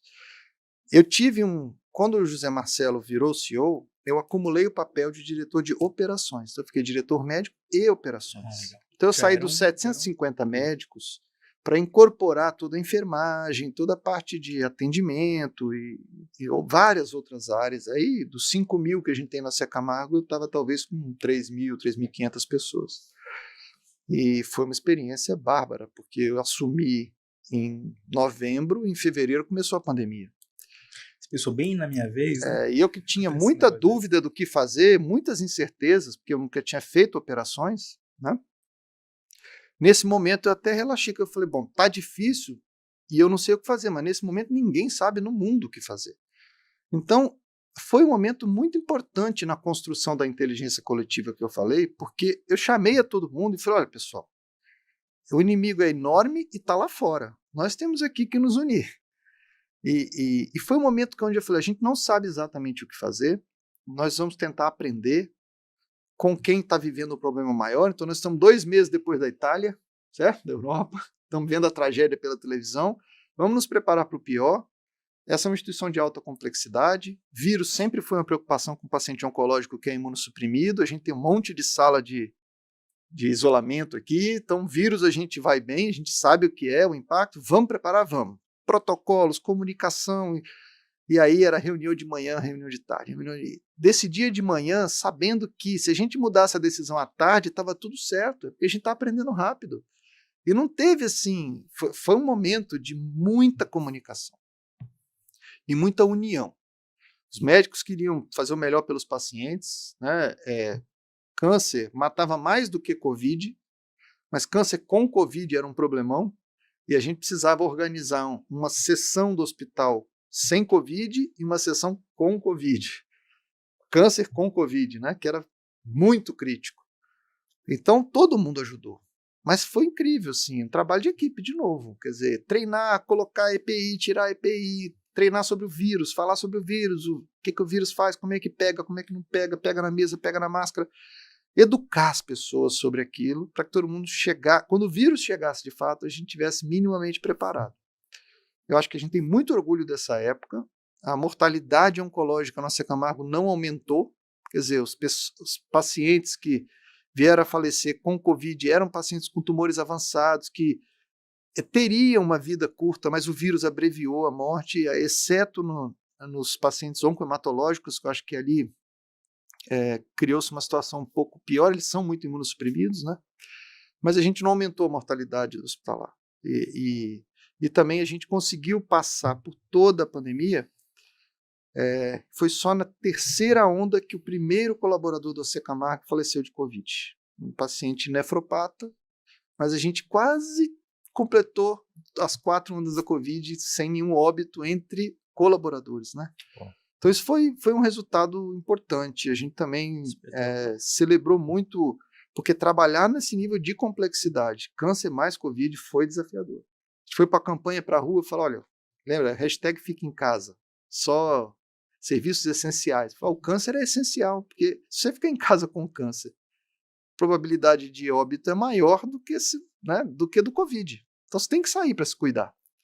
E a gente montou toda uma campanha de mídia para poder explicar isso para as pessoas e ficar com porta aberta para cuidar de quem tinha câncer. Durante a pandemia, fizemos transplante de medula, transplante de fígado, cuidamos de criança, de idoso, todo tipo de caso. Nenhum paciente oncológico ficou sem tratamento durante a pandemia. O volume cirúrgico nessa época, com a suspensão de eletivas, impactou de alguma forma vocês? Nós montamos protocolos de catástrofe. Nós nunca publicamos tanto, né? Que todos esses protocolos viraram papers em algum momento. Então a gente falou, olha, se a pandemia... Pegamos um paper do Imperial College que dizia, olha, se tiver lockdown, o cenário vai ficar assim. Se não tiver lockdown, vai ficar assado. A gente transpôs aquilo para os dados para o Brasil, São Paulo, capital, AC Camargo. E foi trabalhar com cenários pessimista, otimista, neutro, para preparar a operação. A gente falou, ó, se chegar neste ponto aqui, nós vamos cancelar cirurgias benignas. Se ultrapassar deste ponto aqui, nós vamos ter que cancelar cirurgias malignas de tumores de baixo grau e vamos ver o que pode ser substituído por radioterapia. Então a gente fez os protocolos até o limite da catástrofe. Durante as 4 ondas de pandemia que nós tivemos, nós precisamos ativar só o nível 1 2 vezes. Então nós postergamos por 30 dias cirurgias benignas por 2 momentos. Mas nunca precisamos cancelar uma cirurgia de um tumor maligno. Né? E muita testagem de PCR, cancelamos muita cirurgia porque o paciente estava com Covid e não sabia, estava assintomático, isso sim. Mas assim, não tem estrutura... Cirurgião com Covid também. Mas a equipe cobria bastante, né? Então foi muito aprendizado, meu Deus, essa época. E foi 1 ano e meio de operações, em seguida CEO. Bom. E eu assumi a cadeira de CEO com a mesma certeza de que eu não sabia o que fazer quando eu fiz com o diretor médico e como operações. Mais uma vez eu estava virando R1, né? O sentimento era de R1. Não tinha R+, né? Mais uma vez virando R1. Aí, mas a gente tinha comido esse saco de sal junto, né? Durante 1 ano e meio, então eu me sentia plenamente à vontade de falar, pessoal, não sei tudo. E tudo que a gente acabou de passar é incrível, então vamos junto. Vamos escrever uma estratégia, vamos fazer uma proposta para o conselho. Eu sou muito grato ao apoio todo que eu recebi, a forma como tudo aconteceu. E foi só traduzir, levar esse estilo de gestão para toda a instituição. E aquele desenho clínico, lembra das 12 linhas de cuidado? Minha proposta foi, olha, é uma operação linda, maravilhosa, que gera valor ao paciente. Mas a área corporativa do AC Camargo toma decisões como se o AC Camargo fosse uma coisa só. Então a nossa proposta foi, vamos pegar cada linha e criar uma especialização corporativa. Então hoje eu tenho call center especializado por linha de cuidado, autorização especializada por linha de cuidado. Eu consigo fazer receita, margem de contribuição, custo especializado por linha de cuidado. E os médicos leem essas DREs também, e eles conseguem compreender o papel deles, né? Nos custos, em equilibrar benefício, custo. Aí montamos um escritório de valor que mede, informa para o médico, ele traz sugestões. E, a área corporativa foi aprender sobre câncer também, entender a oncologia um pouco mais. Não é só gerir uma empresa, é entender do core do negócio. Importante. E a gente botou no INSPER 300 pessoas na mesma sala de aula. Na verdade, eram 3 salas de aula, nível 1, 2, 3, para estudar mercado de saúde, sustentabilidade, liderança, VBHC. Essas pessoas trocaram muito nesse curso, 2 anos de curso, né? E aprenderam muito. Mas o efeito positivo do curso foi também de integração. Porque aí você tinha o gerente de marketing sentando com o líder cirúrgico, o gerente de comercial fazendo um trabalho de conclusão de curso com o cara do supply chain, junto com a fisioterapeuta, Então a intimidade que eu falei, que já existia na área clínica, agora a gente conseguiu ampliar também para a área corporativa. E hoje todos entendem que é difícil o papel que cada um tem, respeita, né, a dificuldade do papel e todo mundo trabalha para um objetivo comum. Eu estou muito animado do que vem pela frente, porque a gente tem conseguido avançar mais rápido. Todo mundo já entende, já compreende o que tem que ser feito e as soluções estão vindo numa velocidade maior do que antes. Né? Incrível, incrível. Pode perguntar. Grandes líderes, eu gosto muito de ouvir isso. Líder nível 5. Nível 5. Grandes líderes, eles vêm revestidos de uma humildade, de uma capacidade de expor sua vulnerabilidade e a sua interdependência, né? Que eles não constroem sozinhos, eles não são capazes de construir sozinhos. Eles se sentem capazes no coletivo, em conjunto, e muito, muito bom ouvir, testemunhar aqui um líder nível 5, quando nós falamos de empresas feitas para vencer, né? Mapeado, esse é o nível 5, de fato, que tem essa condição de humildade e também sabem que assumem posições de certa forma incompetentes, né? Assumem uma posição e precisam ganhar competência e contar com o seu time para que eles possam construir essa cadeira nova, essa atribuição nova, assim por diante.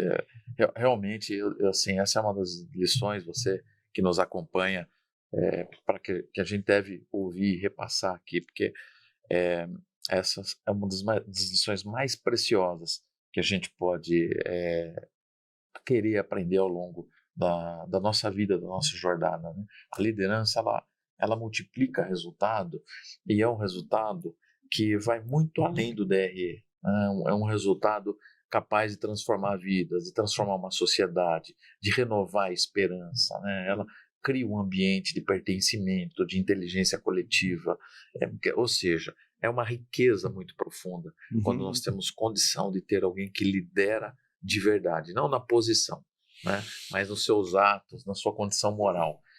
Parabéns por isso, e fica aí como dica a sua reflexão. Vitor, você coloca vários detalhes do estilo de gestão, estilo de operação, características do AC Camargo, da tua gestão, mas isso depende imensamente das pessoas. E a minha pergunta para você é muito em sentido de RH. Hoje, esses profissionais que estão lá hoje, vocês mesmos que formaram, fizeram residência na AC Camargo, como que é isso? Nós temos uma residência muito grande para mais de 30 áreas que orbitam em volta de um paciente oncológico, seja médicos, desde o diagnóstico, patologista, radiologista, cirurgião, todo o tratamento, toda a reabilitação e também os multiprofissionais. Então a gente aproveita muito desses talentos que são formados, mas eles também se espalham por todo o Brasil depois. A escolha de quem a gente vai selecionar para trabalhar conosco passa muito por a gente entender de onde a pessoa veio, onde ela está hoje e para onde ela quer ir na carreira dela. Tem algum grau de alinhamento entre de onde a instituição veio, onde a instituição está e para onde a instituição quer ir? Se há esse alinhamento, eu acho que é um excelente candidato para estar conosco. A gente deixa para falar de salário por último, na terceira entrevista. Porque é muito importante você criar, que o RH ajude a selecionar as pessoas que, primeiro, tem que ter habilidade de trabalhar em time. Tudo que eu conversei aqui hoje depende que o sujeito queira trabalhar em time, queira trabalhar ou celebrar sucessos coletivos. Então é um tipo de indivíduo. É o tipo de indivíduo movido por propósito. E que essas características todas que funcionam bem em tudo que a gente descreveu aqui, elas têm que estar na seleção. Não precisa estar na plenitude, a gente pode desenvolver as pessoas. A gente desenvolve muito, horas de treinamento no AC Camargo, a gente é uma instituição de conhecimento e, portanto, se investe muito em treinamento e desenvolvimento. Eu falei do curso que a gente fez no INSPER aí, que a gente levou 300 pessoas, custou alguns milhões de reais para pôr todo mundo na mesma sala e desenvolver visão de mercado, visão sistêmica, liderança e tal, feedback, resolução de conflito, negociação. Então a gente desenvolve bastante, porque também a instituição não é estática, ela é viva. Então a gente vai vendo para onde a instituição está indo e vai selecionando e desenvolvendo pessoas que fortaleçam o caminho que a gente quer percorrer. Este ano nós estamos fazendo um desenvolvimento difuso em inteligência artificial. A partir de agora, a inteligência artificial é um elemento fundamental. Então eu vou contratar também por esta competência, mas vou desenvolver porque a gente vai precisar na nossa estratégia. Esse alinhamento da estratégia com RH na seleção e desenvolvimento é o segredo do sucesso. Então você tem que conhecer a sua instituição, entender para onde ela quer ir e selecionar indivíduos que querem ter uma direção parecida para suas vidas. E aí, ao dar condições para que a pessoa exerça o máximo do seu potencial individual, né, como efeito colateral desse investimento no indivíduo, você vai ganhar uma instituição que se potencializa muito. Ele sente que ele vem todos os dias não para o emprego, ele vem para a realização da carreira dele todo dia, e a instituição está ganhando muito com isso. Né? Imagina você conseguir juntar todo mundo com essa mesma coisa e todo mundo se realizando individualmente e a instituição se beneficiando desse sucesso das pessoas. Acho que não é fácil, é uma orquestra que você tem que fazer, mas o RH precisa compreender tudo isso e ajudar. Vamos escrever o que é o papel dessa instituição, qual é o propósito dela, qual é o perfil das pessoas que fazem bem a ela ou que vão potencializar a sua entrega de valor para a sociedade, e vamos selecionar a partir daí, desenvolver isso daí, reconhecer. Os heróis têm que representar o propósito da instituição, os fóruns de reconhecimento, o que você comunica dentro da instituição, tem que tudo estar alinhado para criar essa atmosfera que é a cultura, né? Que é como se fosse o vento, né? Você não vê, mas sabe, mas é forte, você sente e sabe que ele pode fazer muita coisa.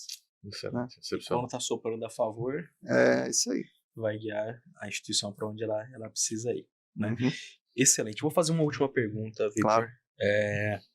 Sobre o contexto, momento atual da oncologia no Brasil, no tratamento do câncer no Brasil. Como é que nós estamos hoje em termos de acesso a tratamento, a tecnologia, quando a gente compara com o resto do mundo? O que você acha que são os nossos principais desafios para persistir avançando? Perfeito. O câncer no Brasil, o tamanho do desafio está crescendo. A OMS prevê que a gente vai aumentar algo como 70%, 75% o volume de casos novos por ano nos próximos 20 anos. Isso é fruto da mudança da nossa pirâmide etária, que nós estamos acumulando pessoas acima de 65 anos numa velocidade muito rápida, porque a nossa longevidade ampliou, então as pessoas estão chegando até os 80 anos, e a gente está salvando todos do infarto do miocárdio, colocando stent, mas o câncer é uma doença que dá na fase mais da terceira idade, né?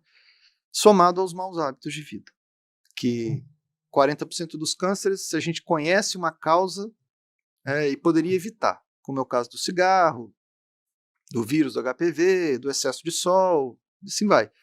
Então esses dois fatores, a idade e os hábitos, estão criando um desafio adicional no volume de novos casos por ano. Agora, se todos esses casos novos, adicionais, fossem diagnosticados numa fase precoce, nosso sistema daria conta deles. O problema é que a gente continua piorando na frequência de casos avançados. A gente diagnostica os casos em fases tardias, quando o impacto para o indivíduo, para a família, para a empresa onde ele trabalha, para todo mundo é muito maior. Para o sistema é muito mais caro. A chance desse indivíduo voltar a trabalhar produtivo cai muito. A sobrevida em 5 anos cai muito. Então, o enorme desafio do Brasil hoje, que eu acho, é conseguir letrar a sociedade como um todo para aprender a fazer diagnóstico um pouco antes, né? Diagnosticar mais cedo, para que o câncer seja um problema com solução. A gente sabe tratar câncer precoce. A cirurgia é curativa em 90%, 95% dos casos. E a gente tem no SUS ou no privado, tem estrutura para fazer cirurgia, radioterapia. Hoje tem uma enorme inequidade entre acesso a tratamentos, entre SUS e privado, no caso avançado. No caso precoce, o que se oferece é muito parecido. Então, se a gente quiser falar de equidade em oncologia no Brasil, sustentabilidade, diagnosticar precocemente. É fazer muito mais prevenção do que a gente faz hoje. 1% do recurso envolvido no nosso sistema de saúde é aplicado em prevenção. A gente adora o hospital, né? O sistema está montado para esperar que as pessoas adoeçam e cuidar delas o melhor possível. É assim que nós estamos montados. A gente deveria aplicar mais recursos para evitar que as pessoas adoeçam. As empresas têm que fazer um pouco mais na saúde corporativa. As UBSs têm que conseguir fazer um pouco mais para prevenir as doenças. Então tem muito espaço, o desafio é enorme, mas se a gente articular uma rede social assim, que entende que há um caminho plausível para a gente evitar o tsunami que se antevém, né? Acho que a gente consegue lidar. Quer dizer, o que a OMS está dizendo que vai acontecer se a gente não fizer nada. Então nós temos muito o que fazer. Vou dizer uma iniciativa que o Secamargo fez recentemente. Nós doamos conhecimento, horas de médicos, uma série de coisas para 60 horas de treinamento para cada indivíduo que trabalha nas UBS de todo o Brasil. 5.571 municípios, 48.000 UBS, 550.000 pessoas vão receber 60 horas de treinamento do Secamargo sobre câncer. Para que eles possam identificar precocemente o câncer, reconhecer sinais e sintomas e saber encaminhar o paciente para a porta certa no sistema, no SUS, né? Porque se a gente não trabalhar antes do câncer, nós não temos infraestrutura, especialistas e dinheiro para dar conta da onda de câncer avançado que está prevista. Certo? Então tem uma organização necessária para o sistema, que a gente vai ter que fazer. No setor privado, embora tenha remédios, tenha tudo, os desafios também são muito grandes, porque o paciente não é um bom despachante dele mesmo quando ele tem câncer, ele não sabe onde ir.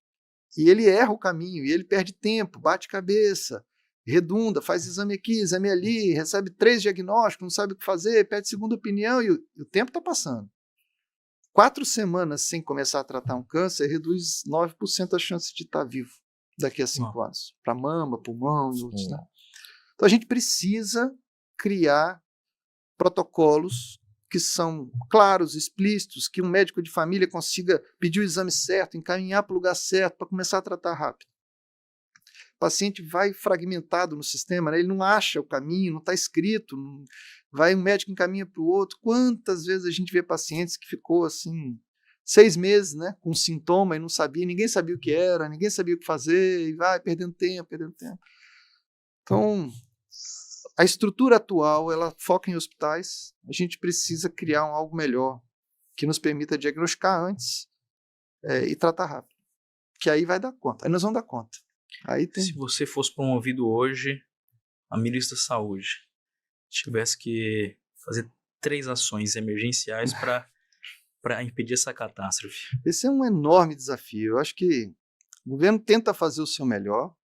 A gente tem que bater palma porque em dezembro de 23 foi escrita uma política nacional de prevenção e controle do câncer. Não tinha.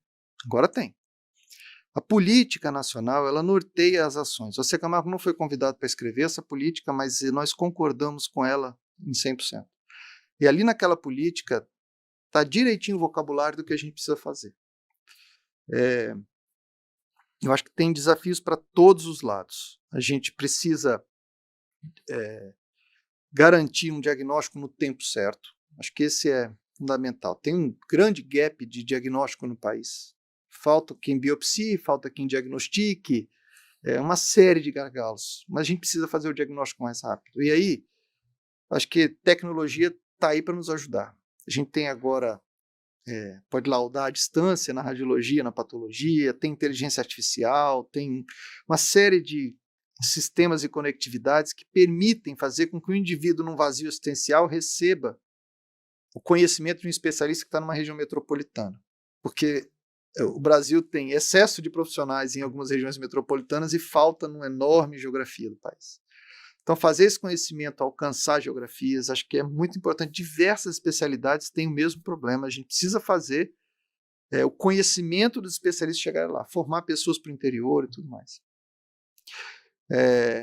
Capacitar pessoas. Eu acho que, como eu disse, cirurgia e radioterapia, elas curam grande parte dos casos diagnosticados nos estágios 1 e 2. Esse é o foco. Está aí o foco da oncologia brasileira. A gente precisa aumentar a proporção de casos em diagnóstico em estágio 1 e 2. E ter as pessoas preparadas para fazer esses tratamentos. Que, não tem dúvida, a estrutura existe, o dinheiro daria conta. A gente não tem dinheiro para tratar o avançado. E depois, no pós-tratamento, eu acho que para o volume de casos avançados que a gente tem hoje, a gente também precisa desenvolver muito cuidado paliativo. Eu acho que tratar futilmente um paciente que não tem mais condições de viver com qualidade, né? Então, trazer os conceitos de cuidado paliativo para dentro do sistema, e ajudar a evitar excessos de tratamento, porque tratar mais não significa que é melhor. Né? Gastar mais dinheiro não significa que é melhor. A gente vai ter que ter a coragem de tomar decisões, de fazer o melhor pelas pessoas, considerando também o limite dos recursos que nós temos. Então, eu acho que eu atuaria aí na diagnóstico precoce, tratamento rápido e o cuidado paliativo seriam as 3 prioridades. Espetacular, Vitor. Para a gente é uma honra enorme conversar contigo e ver tua paixão, ver a seriedade do trabalho. Eu acho que para a gente é até emocionante, porque o tema perdi meu avô pro câncer faz 2 anos, né? Câncer de rim, eu diagnostiquei. Tive, assim, não sei nem se que foi, né? Se é um privilégio ou não, mas eu pude ajudar meu avô, mas ao mesmo tempo não foi, né? Não foi a melhor experiência e a gente diagnosticou muito avançado, com todas essas dificuldades de depois acesso, o que fazer, né? E do caminho, né? Barra do Garças, interior de Mato Grosso, o cirurgião oncológico em Cuiabá, na capital. Então, a gente sentiu ali as dores do desafio do tratamento do câncer no Brasil. Né? Eu vou abrir aqui para as considerações finais. Podia ficar o resto do dia conversando tranquilamente, mas vou abrir para considerações finais do Michael sobre esse episódio e em seguida para as tuas. E nas suas considerações, queria que você nos presenteasse com o que você julga os teus maiores acertos, seus maiores erros ao longo dessa trajetória brilhante que você tem. Bom, eu me sinto aqui, Romulo, presenteado por Deus. Não sou médico, eu estou na área da saúde de forma muito coadjuvante. A partir de 2021, graças ao meu amigo Dr. Romulo aqui, que me inseriu nesse ambiente, nesse ecossistema, e tenho tido aqui surpresas muito agradáveis. E hoje é uma entrevista impecável. Nós tivemos uma aula aqui de aprendizado, de generosidade, de visão de liderança muito profunda. E eu queria chamar a atenção para duas coisas. Eu me lembrei, eu estive em 2023 no Monastério de Montserrat, e um lugar lindo, né? É uma instituição milenar, e eu pude ouvir alguns monges, e ouvindo lá um monge-chefe, ele estava falando de gestão. E eu fiquei impressionado, né, de ouvir o monge falando de gestão com um grupo de monges. Mas por quê? Porque eles se enfrentavam uma série de desafios, né, por ser uma instituição milenar, e então eles decidiram fazer um programa de gestão com uma das melhores escolas de negócios do mundo. E isso lá na Espanha. Então eles foram preparados para encontrar aquele território comum entre aquilo que era a missão deles e aquilo que era a gestão que sustentava a missão. E eu vi aquilo e falei, poxa, isso é muito difícil, até a visão é difícil que aconteça.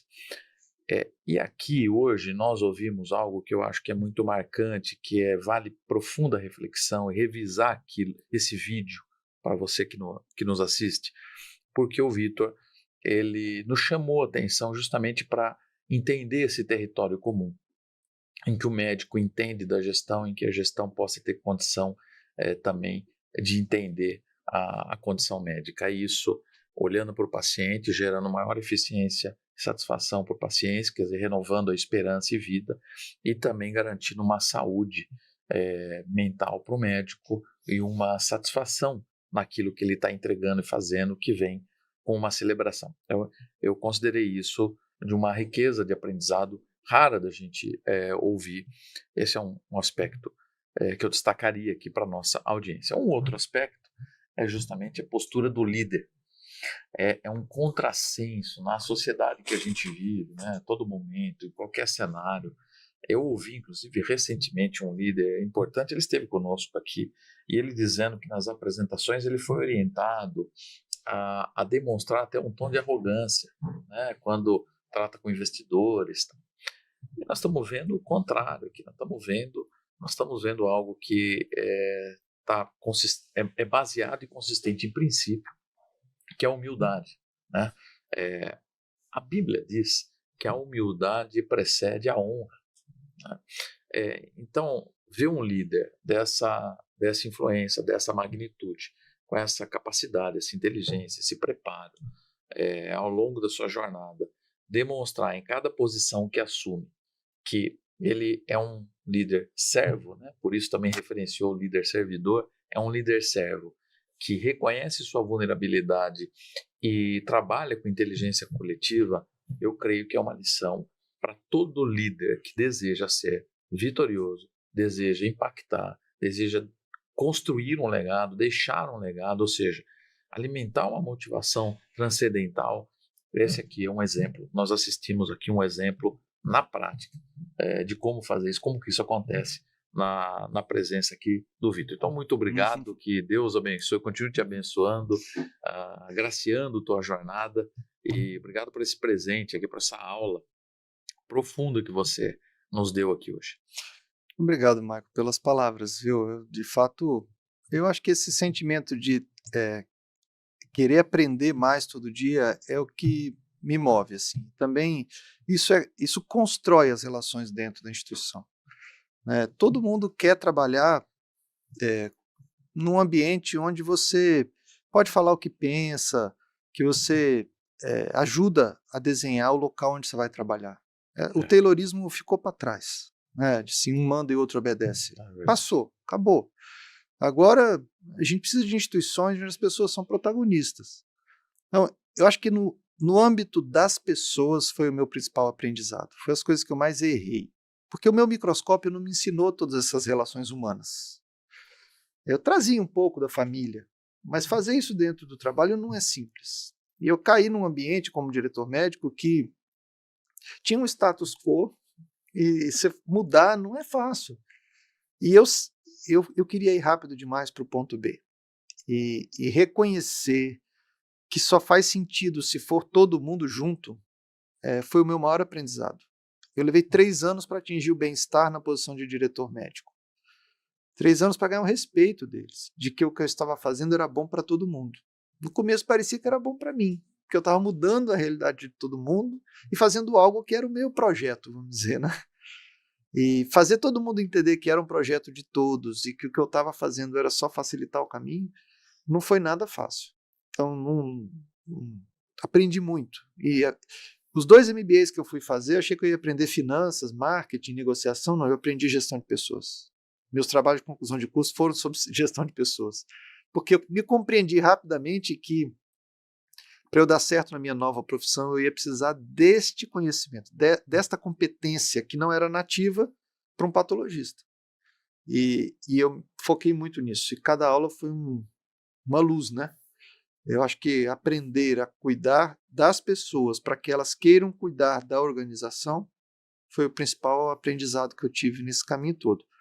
E o que eu mais me orgulho é da inteligência coletiva que a gente foi capaz de criar e de como isso nos potencializa para resolver problemas complexos. Espetacular, espetacular. Estou bastante impactado, Vitor. E dá para notar o quanto que você é realmente um jogador de time. Você tem um estilo de liderança, servidor, democrático e que alavanca o time, né? E isso é muito peculiar. Exige qualidades de caráter, exige qualidades de gestão que você foi adquirindo, né? Mas exige, sobretudo, uma anulação do próprio ego, das próprias vontades, para que o time brilhe e para que todo mundo chegue lá, mesmo que não seja da forma como você pensou originalmente. Sim, né? Se chegar a 80% do planejado, está maravilhoso, desde que todo mundo esteja lá, né? Então, não é sobre o crédito, quem vai ganhar o crédito, de quem é a medalha, é sobre o tamanho da transformação que a gente fez. E a transformação feita por muita gente é maior, né? Você vai fazer parte de algo muito maior. Acho que está todo mundo feliz de trabalhar dessa forma lá. Isso que torna também um ambiente de trabalho mais saudável. A saúde mental, você tira da frente a competição, uma série de embates que acontecem no dia a dia por conta de vaidade. Então, acho que isso é benéfico por todos os ângulos que a gente olha e potencializa a instituição, né, na sua entrega para a sociedade. Espetacular. Vitor, muito obrigado. E, senhoras e senhores, esse é o Audaz Podcast.